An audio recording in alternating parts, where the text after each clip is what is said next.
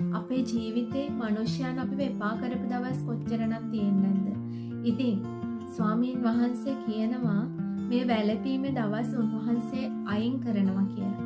අපේ ජීවිතේ තියෙන හැම වැළපීමක්ම ස්වාමීන් වහන්සේ ඒ සියල්ල අයින් කරලා අපිට ප්‍රීතිය ගෙනත් දෙන්න බලවත්. උන්වහන්සේගේ වචනේ ගීතාවලියේ 30 වෙනි පරිච්ඡේදයේ 11 වෙනි පදේ කියනවා ඔබ මාගේ වැළපීම නැටීමට පෙරළුසේක.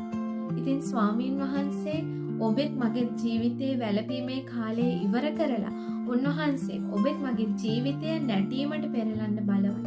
ඒ වැළපීමේ කාලවල් ස්වාමීන් වහන්සේ අපේ ජීවිතෙන් ඉවත් කරලා ඔබවත් මාවත් ප්‍රීතියෙන් තියන උන්වහන්සේ බලවත් කියලා අපි විශ්වාස කරමු.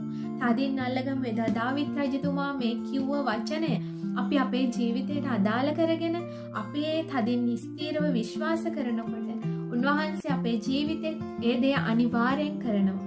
ජෙස්පීට